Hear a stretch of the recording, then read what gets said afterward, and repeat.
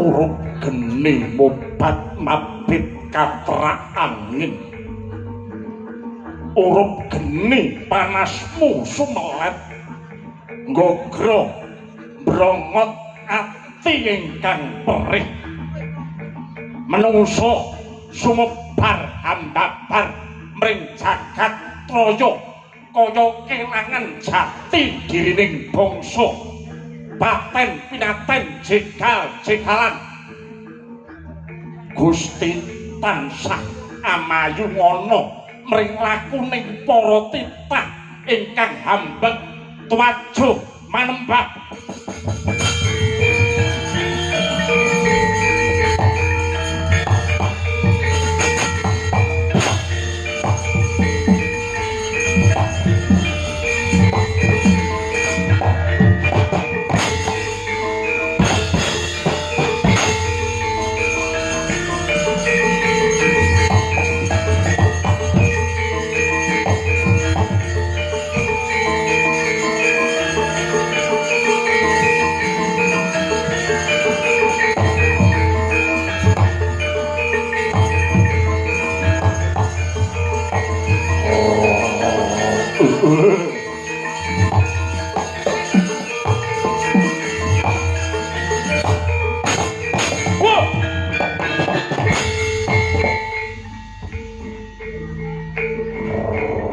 Ingsun Prabu Kala Pracana ing negara Giling Wesi katresnanku marang Bathari Supraba ora kena sinuyutan.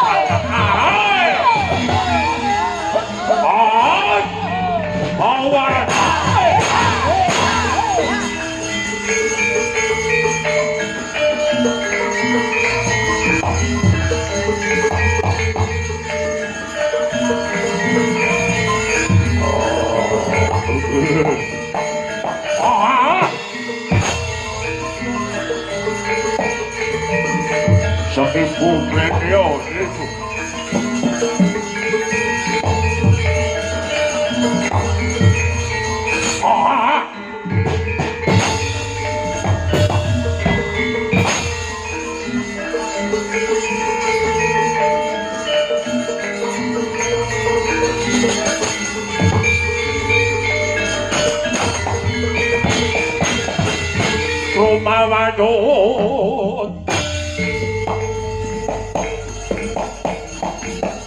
sang nyat setra kara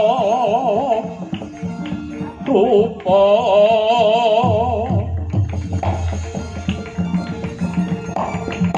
mangsa sakti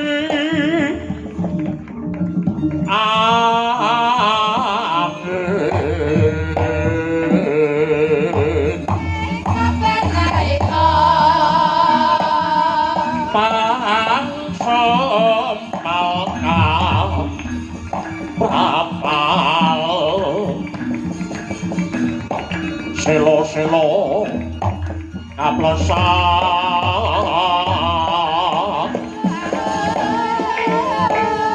sato lumayuma ngungsi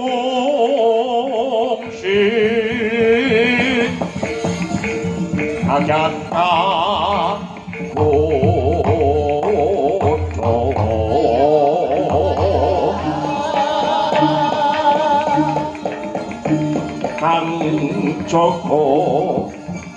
Joko Bumi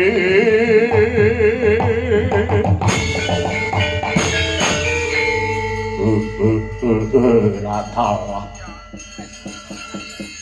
Tetiwang manik rojo diwaku ya amal-amalku dewi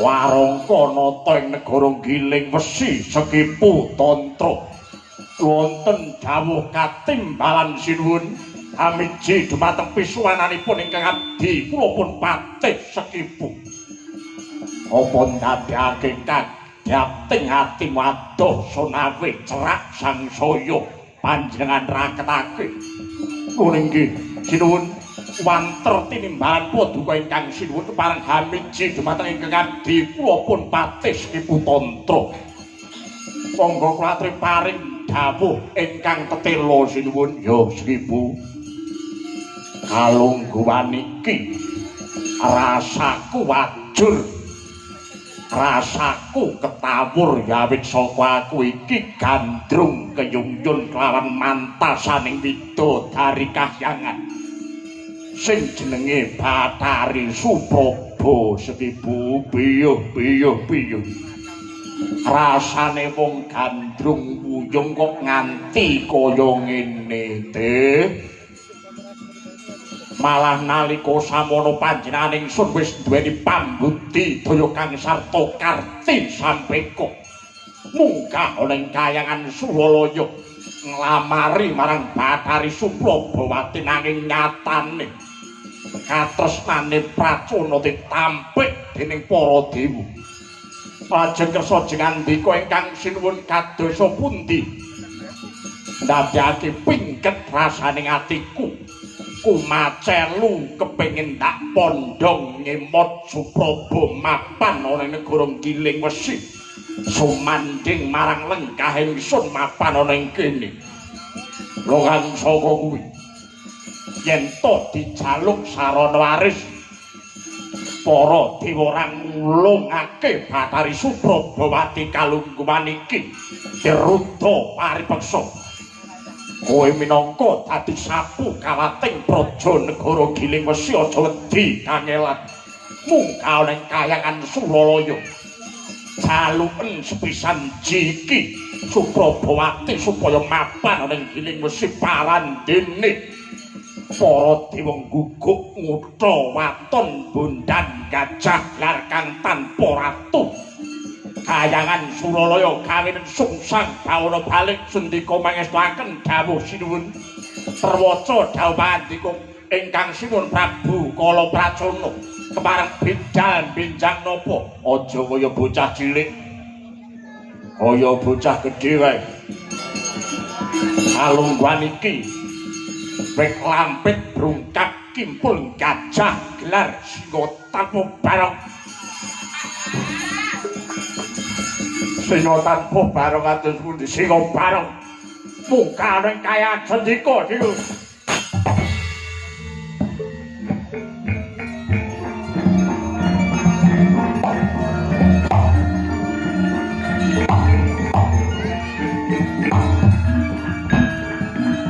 kuncing langit kelak-kelak katon oh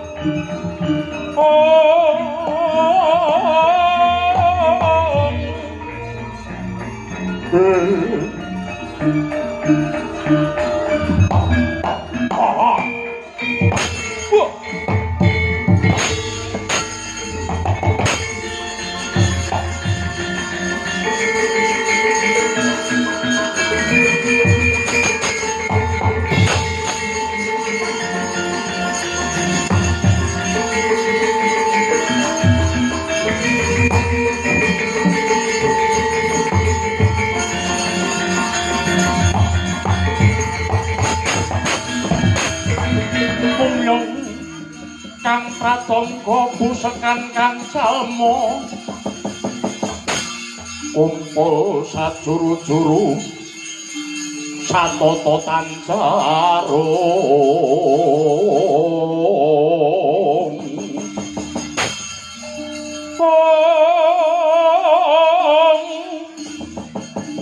teni Rama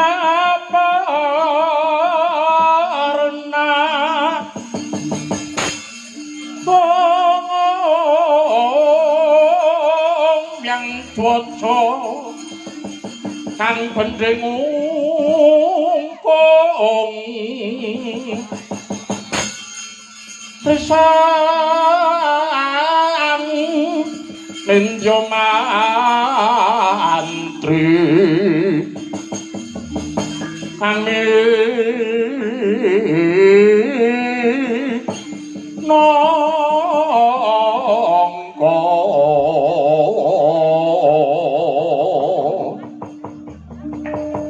cucuking Prawadyabala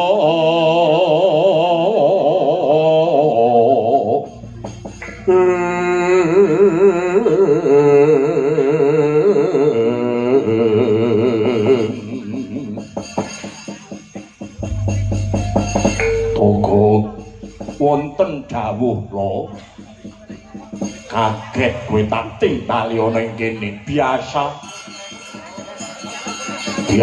piye sampeyan niku pun biasa nimbali kula nganti kula niki nyuwun sewu nggih nganti kula niki ngetutke sampeyan pirang-pirang puluh taun niku apal kalian lagean sampeyan nek dadak ngeten iki mesti wonten bab-bab sing ndadekake kuwatiring ati kula ya lho ya wis ta iya pokoke Kang Sinuwun kuwi wis nimbali awake dhewe iki mesti gapat kok iya ning sik aku tak lungguh golek nggon gesek kok kene banjir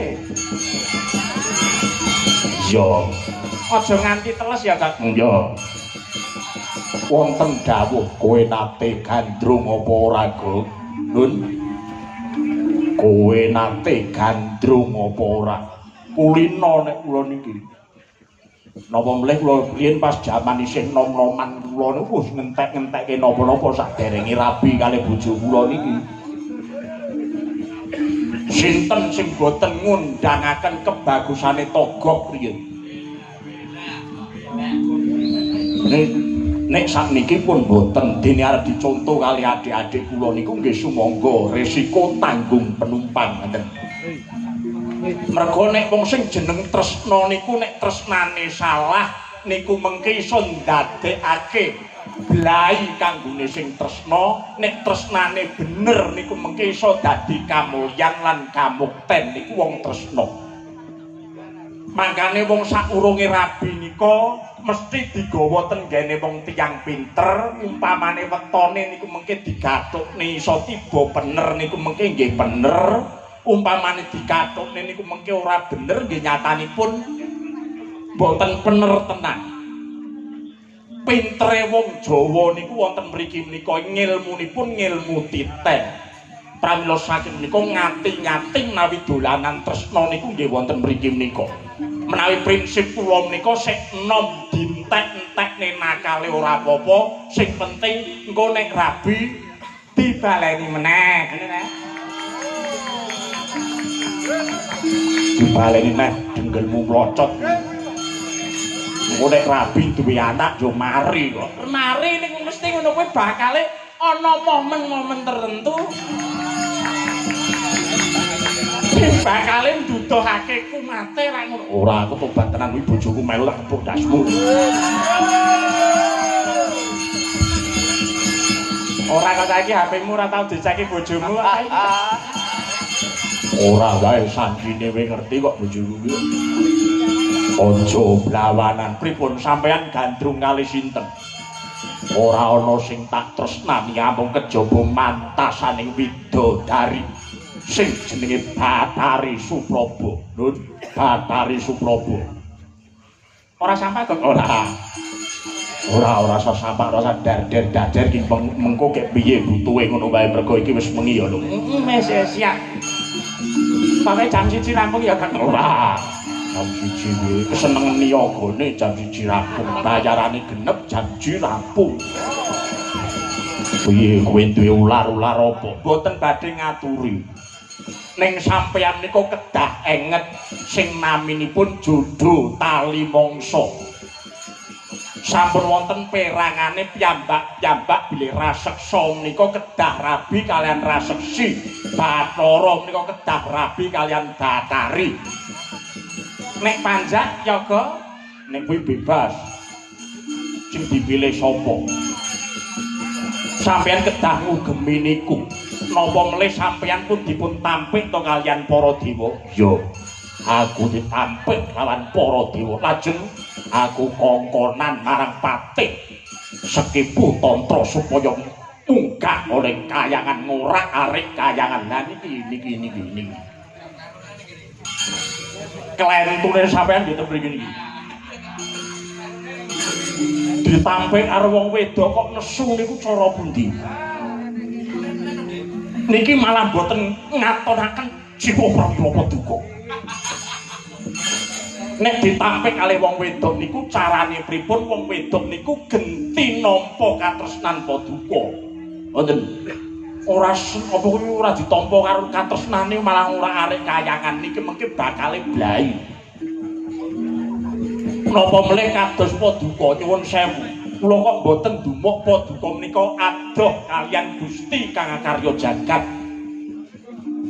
Paduka menika nyatanipun tebih kalian Gusti kang karya jagat menawi to bondo donya kula boten maiben. Jagat nika paduka gelung nika saged nanging menawi to babagan katresnan. Kamangka ingkang paduka tresnani menika boten wonten sanes amung kejawi Bathari Suprabawati kang mapanipun wonten kayangan niki angel lho. Niki angel. Dewa niku sampun ngerti napa sing dadi tindak tanduke menungsa, ngoten. Napa melih sing jenenge Gudha nyuwun sewu. sing jenenge Godha menika mboten mawas asor luhuring derajat lan semat ning kabeh menika dipun coba dipun godha. Sing sugih ya dicoba, sing larat ya dicoba. Sing sugih ora kuat cobane, gelem korupsi, gelem nyelingkuhke dhuwit negara. Wong mlarat ora kuat cobane, gelem nyolong jupuk patone iso mangan. Wong lanang bagus niku nggih dicoba, wong wedok ayu nggih dicoba. Wong lanang bagus ora kuat cobane, gelem nindakake lan gelem nindakake harganing hawa nepsu. Wong wedok ayu ora kuat cobane, rame 300.000. Sepi yo 50.000 niku tembi geni. Murah men kok 50 kok murah men. Kowe meneng. Dina iku ora sata rasane atiku. Pokoke iki mengko ana sing guyu siji, ya ta guyu pisan entuk rokok gru sakler. Suwe malah tombok dhewe iku. Dina iki aku tetep beguguk utawaton tresnani Bathari Suprabawati munggah ning kayangan. Alungane yen to pancen kowe ora gelem ngetutake tindake Prabu Kala Pracana kuwi mapan ana kene wae. Aku ora mbok tutke ora pateken. Yakin ora tak tutke ora apa-apa. Nani. Nyapa to nyetrum nyapa to. Tongkok barang iki kudu dipangan terus mi. Iya. Angger aku ora mayang aku mesti ngetutke kowe wis to tenang ae. Munggah ning kayangan harus susah karo kali.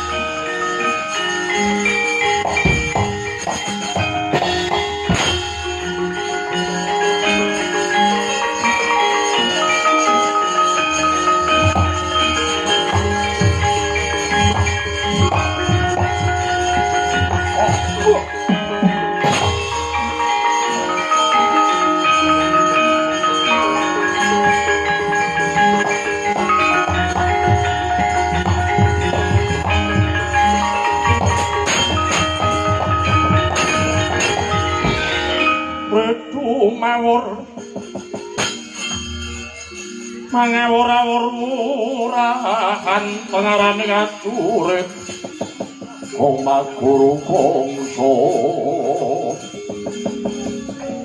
tatakaya putula perpandriting turang gesti yang tuaca kang kekitir perkata ingkang dojo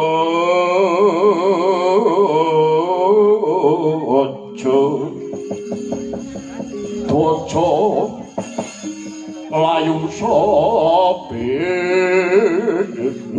latal dawuh pangandikane Sinun Prabu Kala Pracana supaya munggah ning kahyangan Suralaya bakal tak jaluk sepisan kas Bathari Supraba para dewa ing kahyangan kalungguhan dina iki kowe ra ngulungake Bathari Supraba ora mung Bathara Guru sing tak unta ing kahyangan Suralaya bakal mapan ning sadroning wadukku kene.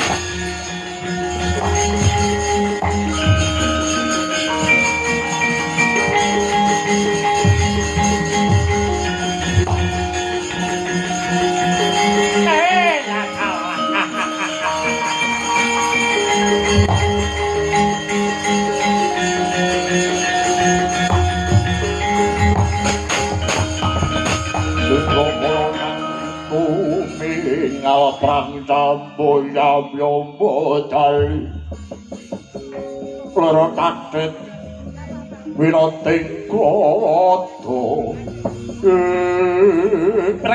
kenyang pak pong buk bolok kali jodhe sapa sing gawe adah bakso jenenge rombong rambut dawa jenenge gondrong anak druwa jenenge grandhok bojo ayu moblong-moblong tinggal jagong cengklak. Kalau nek iki ora pati del ora usah ngeyel. Ora ada sing penting ngeyel. Mriko pukulun Bathara Narada. Ya anggere model sing kaya teko ya kuwi niki ya pukulun Bathara Narada. Kaya ngene baguse pukulun Bathara Sambo kan ya ora ana. Wonten dawuh kados pundi paduka ngasta jabang bayi kang taksih abid ya aku ngerti ulun ngerti karamonto kita munggah ning kahyangan Suralaya iki ora ana liya mung kejaba bakal ngrabekke Gusti sesembahan sing jenenge Prabu Kala Pracana ngono ta niki leres dawuh pangandika paduka ning ora segampang kuwi anak mbiyen kalungguhan iki ora mung kuwi sing dadi punagine para dewa maragake pidhangetna dawuh ulun Gusti sesembahan Kala Pracana isa apa kuwi jenenge dadi bojone Bathari Supraba yen to kowe cilike isa ndadekake tatune bocah iki gedhen iso mateni bayi sing tak aturake marang kowe iki kowe bisa mateni jabang metu ora mung Bathari Supraba ning kahyangan pendhira iki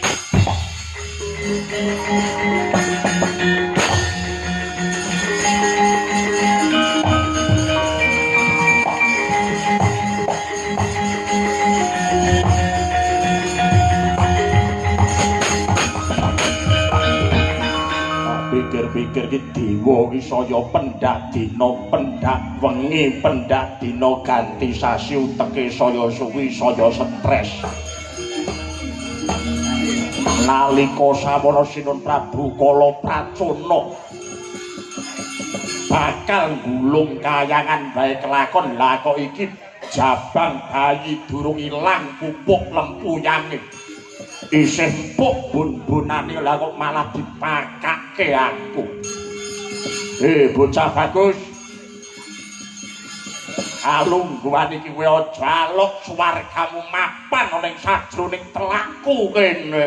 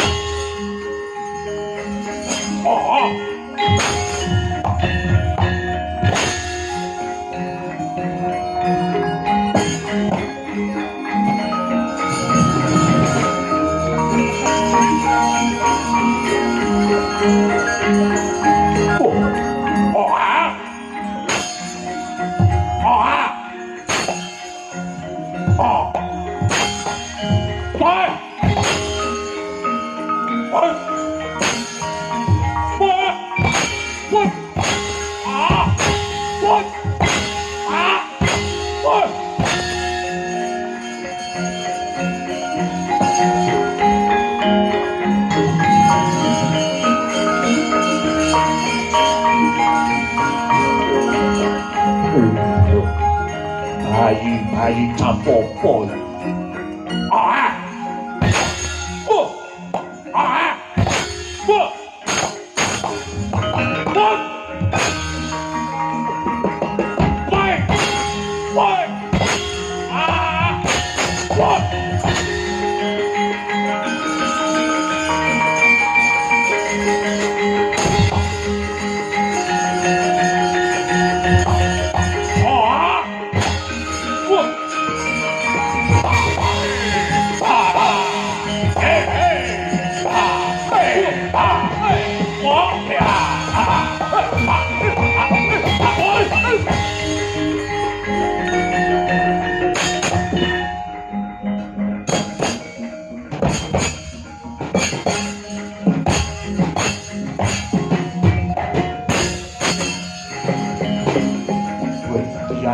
Bayi wong batang.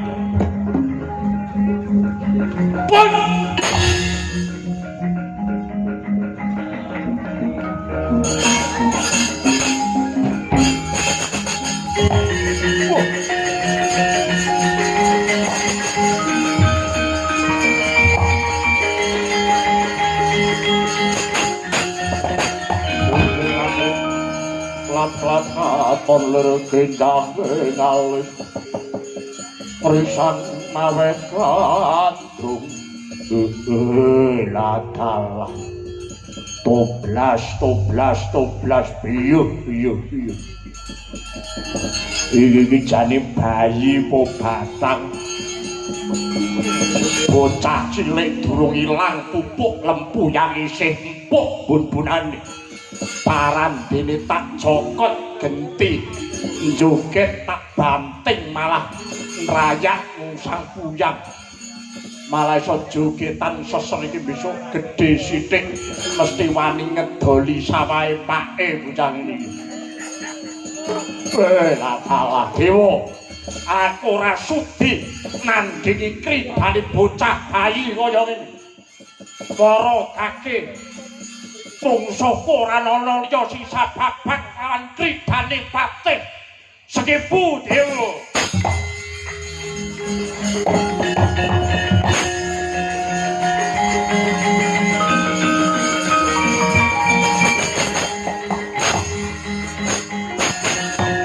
Para dewa-dewa kabeh, dewa mana-mana. Dewa-dewa. Sing rada banter dewa-dewa. Para widodari. Pisangan para widodari. Jane widodari kok kena to.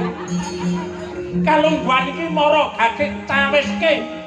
Kawah candra dimuka ditatur cabang tuwa.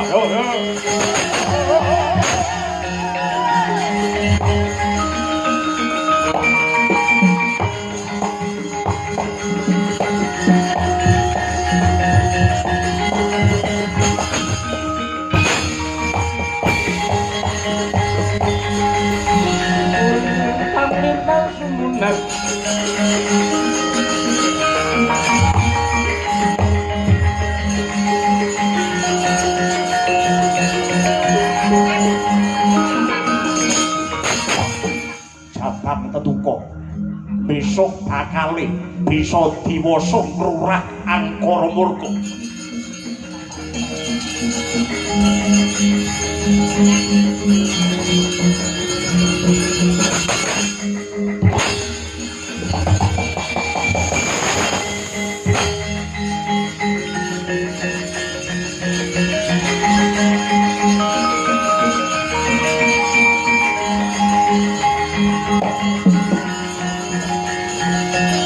Ojo catut to, Bir.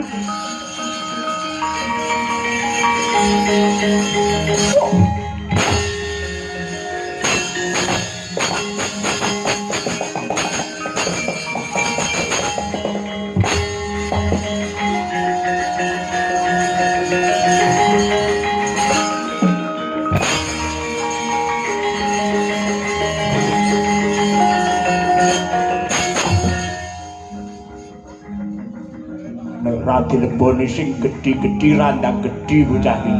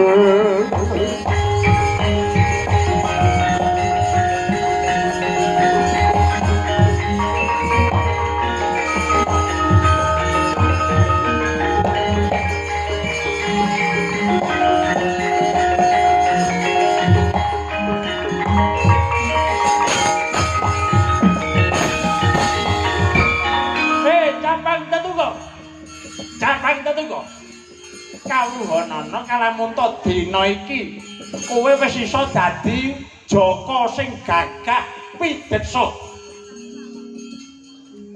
kuwi sapa? Kowe takon karo ulut.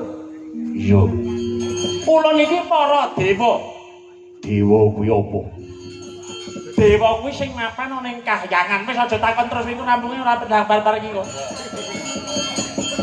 Intine kalungguhan iki kowe disraya karo para dewa janjane ngono kowe kuwi isih jabang bayi abang branang.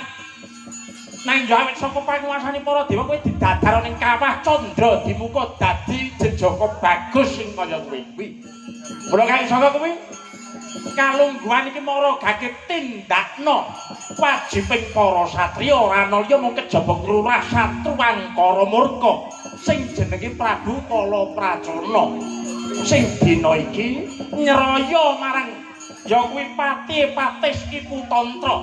Kowe bisa mateni Patis Iku lan uga Prabu Kalapracana, gedhe ganjaranmu.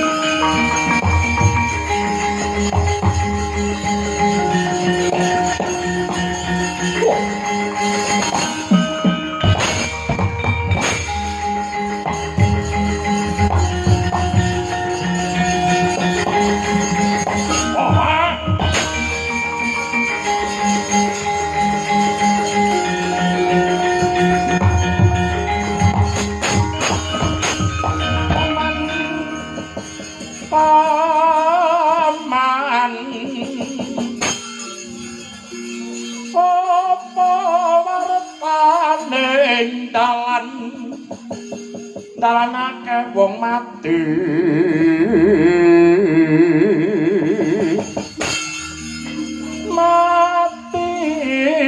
keneng apa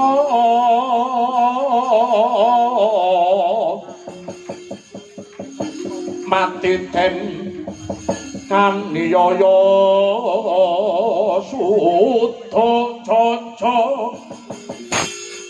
Prapteng kikir sumanyo ilang rakanyo wis ngalinteng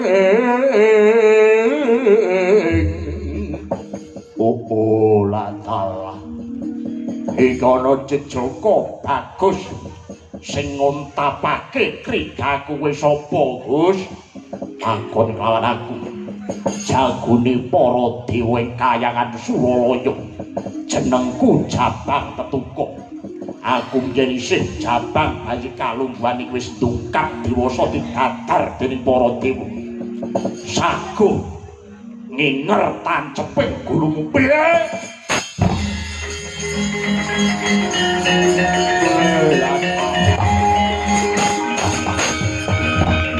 kowe saiki jujur tak takoni apa kakeyan utangmu ning bank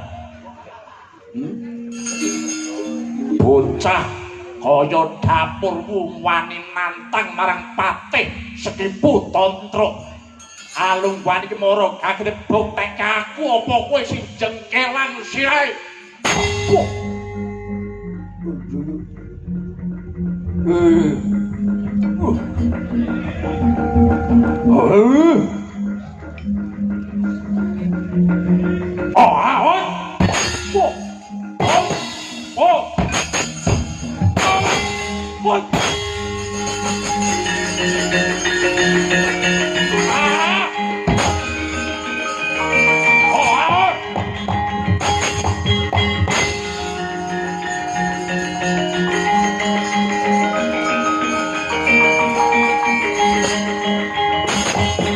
Ungalo dadamu yo gegermu yo dian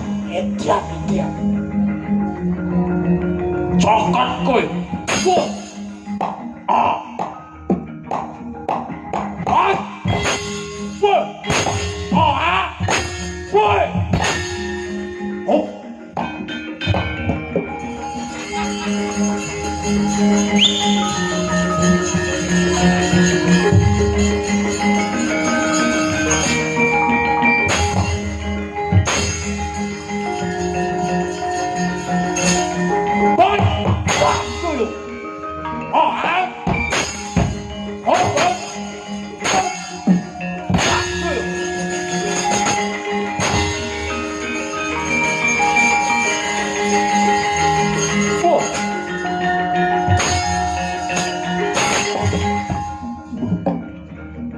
bocah iku. Wah! Pon! Wah!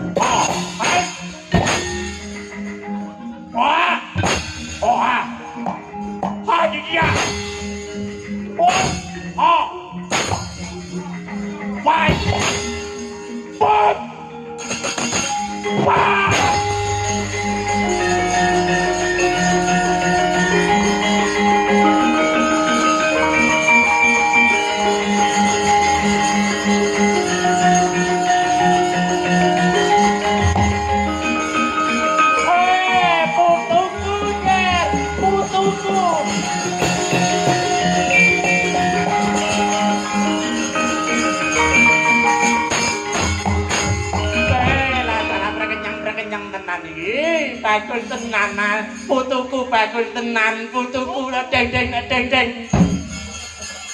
Bagus tenan kowe, Ger, bagus. Ini tangane ya coba langkering ngono kuwi.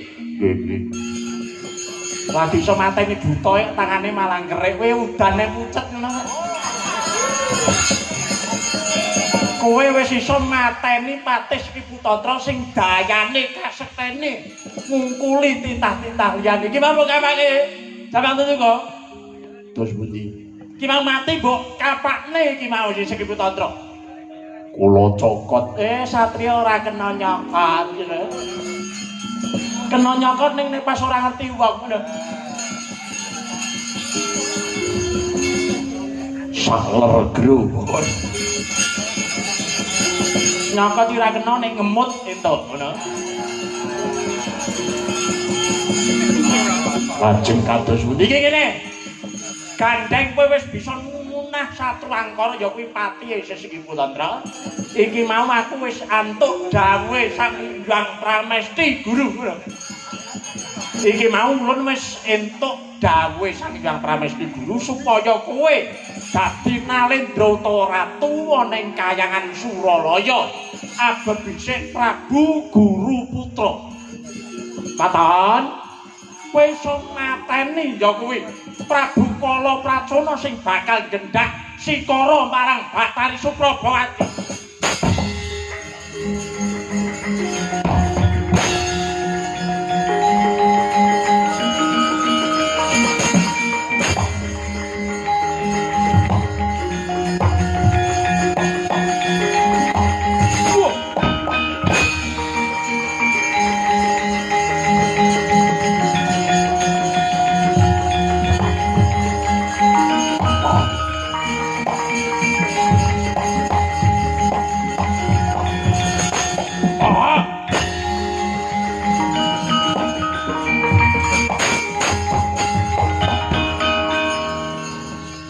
Bagus sapa sing dadi jenengmu? Panjenengan ingsun Cabang Tetukuk. Cabang Tetukuk wis iso mateni marang kridane patihku Sri Putantra. Kalungguhan iki kowe mulang sarak panuh paningan Prabu Kala Pracona. Sakti panik ganjur pecah aspun.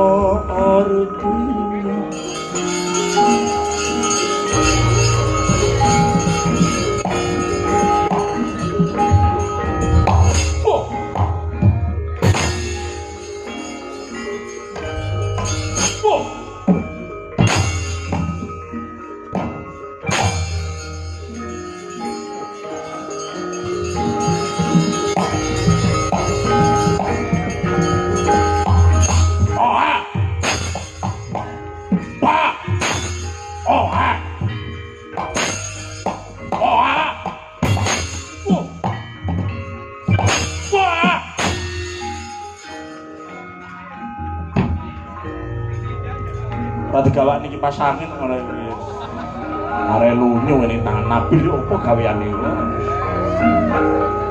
kudu terus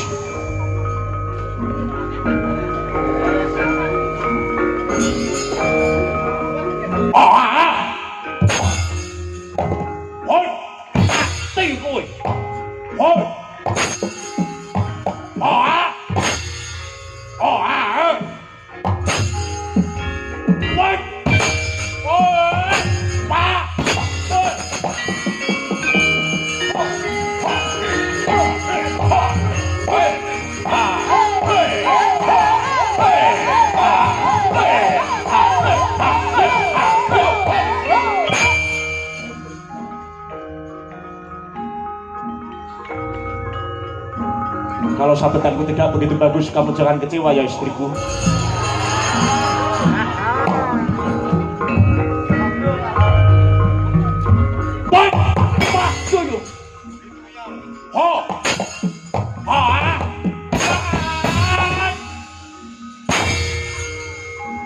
Tepuk tangan para kadang. Saking mbakno kulit.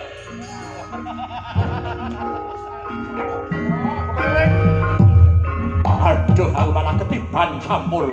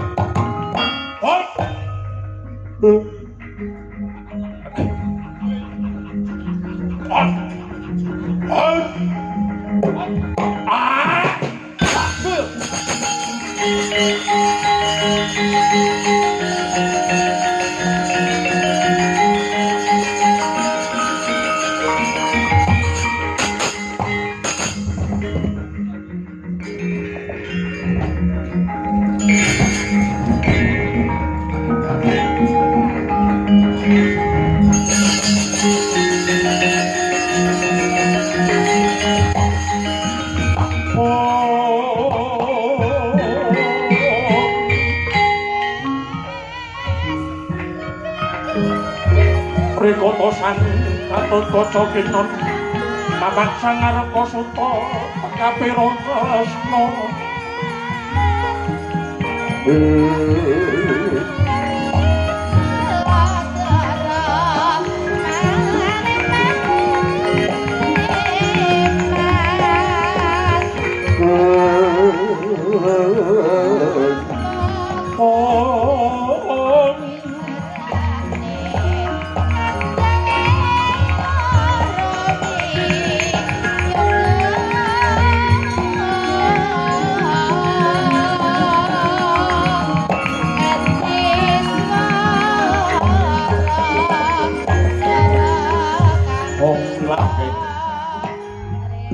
Marcono sidam sekaring bawana langgeng jabang tetuko wonten dawuh katimbalan bulun dina iki ora ana liya mung kajaba panjenengan kita ingkang sembadamunah satru angkara murka ya kuwi Prabu Kala Pracona gedhe ganjaran tumrap jeneng kita kalungguhan iki sira kulup ulun paringi tetenger Raden Gatotkaca ya Prabu Guruputra kalungguhan iki ora mung saged garing tapit miwasa umuring jagung kita kulup menang mapan ana ing kayangan Suralaya jumeneng ana ing kayangan Suralaya ajejuluka Prabu Guruputra.